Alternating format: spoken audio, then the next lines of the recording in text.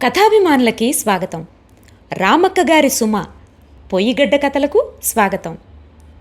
ఒబ్బట్ల నుండి అనపగింజల పులుసు వరకు, పందినంజర మసాలా నుండి పనసకాయ మసాలా వరకు, మాండలిక పదాలు, ప్రాంతీయ సామెతలు, జాతీయాలను చేర్చి పాత్రోచిత సంభాషణలతో అందంగా వండి వడ్డించిన కథలు ఈ రామక్క గారి సుమ పొయ్యిగడ్డ కథలు. ఈ వారం పొయ్యిగడ్డ కథల్లో ఒబ్బట్లు వినండి. ఉగాది పండుగ వస్తా ఉంది అంటేనే నాకు నోట్లో నీళ్లు ఊరుతాయి. ఏలంటే ఉగాది నాడు మా ఇంట్లో ఉడుకుడుగ్గా ఒబ్బట్లు చేస్తారు. మా ఇల్లే కాదు, మా ఊరంతా, మా హోసూరు తావంతా ఉగాది నాడు ఒబ్బట్ల గములతో నిండిపోతుంది. మా తావున ముఖ్యమైన తినుబండారము ఒబ్బట్టు. ఉగాదికే కాదు, ఇంటికి చుట్టాలు వచ్చినప్పుడు, ఇంట్లోనో ఊర్లోనో ఏదైనా సంబరం జరిగినప్పుడు మా ఇండ్లల్లో ఒబ్బట్ల గములు లేస్తుంది. నాకు ఒబ్బట్లు అంటే చాలా ఇష్టము. అయితే ఒబ్బట్లు ఎట్లా చేయాలనో నాకు సుతరాము తెలియదు. నాకు కూడా ఒబ్బట్లు చేసేది నేర్చుకోవాలా అనిపించి ఒకనాడు మా అమ్మని అడిగితిని. సరే నేర్పిస్తాలే అనింది. మరునాడు ఒబ్బట్లకు కావలసిన మైదా పిండి, కందిబేడలు, బెల్లము, ఏలక్కాయలు, నూనె అన్నీ అవనించుకొని ఒబ్బట్లు చేసేకి కూకుంటుమి. మా అమ్మ, అబ్బ, పిన్నమ్మ, అన్నోళ్ళు 2, అక్కోళ్ళు 2, నేను, నా చెల్లెలు కలిసి మా ఇంట్లో 9 మందిమి. 9 రెండ్ల 18 ఒబ్బట్లన్నా కావాలి కదా.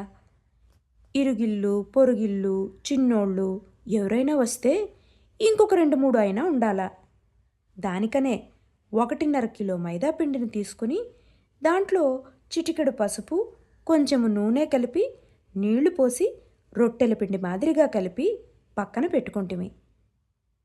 నేను పిండి కలుపుతా ఉన్నప్పుడే మా అమ్మ 1.5 కిలో కందిబేళ్లను కడిగి పొయ్యి మీద మరగతా ఉండే ఎసురులో పోసింది.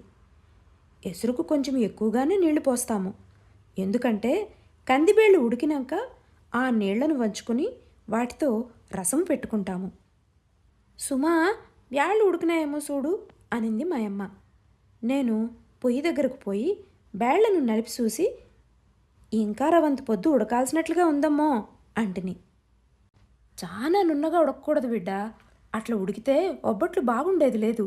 3/4 వాసి ఉడికితే చాలు అంట పొయ్యి దగ్గరకు వచ్చి బేళ్లను పట్టి చూసి, సాలు సాలు, ఇంకా ఉడికితే బాగుండే లేదు అంట సట్టిని దించింది మా అమ్మ.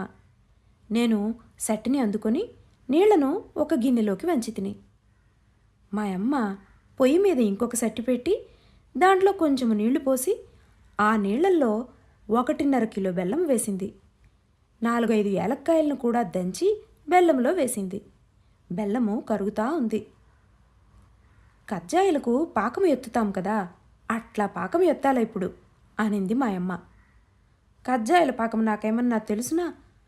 అదే అంటిని మా అమ్మతో. అప్పుడు ఆ పాకం సంగతి చెప్పింది మా అమ్మ.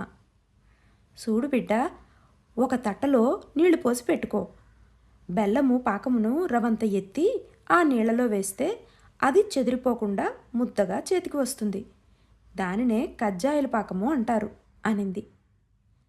ఆనెంక ఆ పాకంలో ఉడకపెట్టిన కందిబేళ్లను వేసి సట్టిని దించి బాగా కలిపింది మా అమ్మ. ఆ పాకమును ఉడుకు ఆరినాక రోట్లో వేసి నున్నగా రుబ్బుకొంటిమి. దీనినే మేము పూర్ణము అంటాము.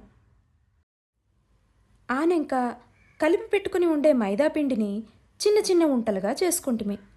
ఒక్కొక్క ఉంటను చేతిలోకి తీసుకుని చప్పటిగా అదిమి కొంచెము వెలుపు చేసి దానిలో కొంచెము పూర్ణం పెట్టి పూర్ణాన్ని మూసేస్తా తిరిగి ఉంటగా చేస్తుమి. ఈ ఉంటను రొట్టెల పీట మీద పెట్టి తీడే కట్టెతో రొట్టెల మాదిరిగా తీడుకుంటుమి. 2 ఒబ్బట్లను తీడి చూపించింది మా అమ్మ.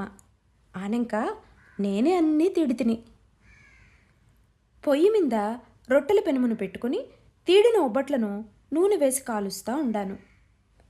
ఇంకా రవంత ఎర్రగా కాలని, ఇట్లా తిప్పు, కాలిందిలే ఎత్తు అంట చెప్తా ఉంది మా అమ్మ. నాకు నేర్పిస్తానే ఒక ఎండు కొమ్మిరి గిటకను తురిమింది.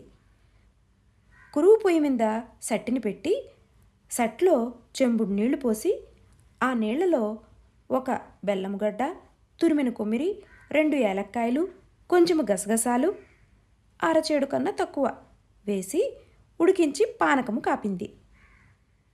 ఇదే మాదిరిగా శనగబేళ్ల ఒబ్బట్లు, శనగిత్తుల ఒబ్బట్లు, శనగపప్పు ఒబ్బట్లు, మంచినూగుల ఒబ్బట్లు, కొమ్మిరి ఒబ్బట్లు, పాల ఒబ్బట్లు, ఉర్లగడ్డల ఒబ్బట్లు కూడా చేసుకుంటాము.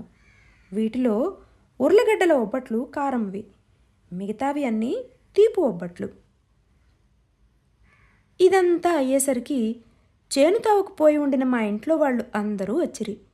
మా అమ్మ బిరబిరా అన్నము వండి కందిబేళ్ల నీళ్లతో రసం చేసింది. మేము ఒబ్బట్లు చేసుకున్నప్పుడు వేరే కూరలు చారులు చేసుకోము. కడుపు నిండా ఒబ్బట్లు తిని కడసీలో రసం అన్నము తింటాము. కందిబేళ్లు ఉడికించిన నీళ్లతో చేసే రసము కదా, అందుకే చాలా బాగుంటుంది. ఆ నీళ్లను వంచి పెట్టుకున్నప్పుడే అందులో కొంచెము చింతపండు వేసి ఊరపెడతాము. ఆనంక ఉడికిన కందిబేడలు కొంచెము, తెల్లగడ్డలు, ఎండుమిరపకాయలు, జీలకర్ర, మిరియాలు, మెంతులు, కొమ్మిరి, కొత్తిమీర ఆకు, ఊరపెట్టిండే చింతపండు ఇవన్నీ కలిపి రుబ్బుకుంటాము.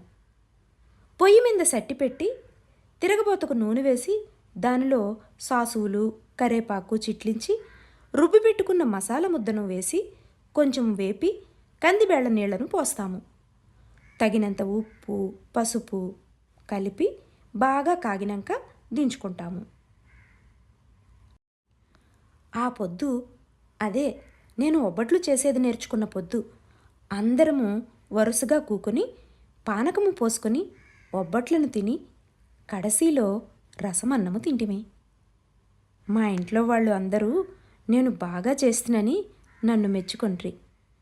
ఆ పొద్దు నుంచి మా ఇంట్లో ఒబ్బట్లు చేసేది నేనే.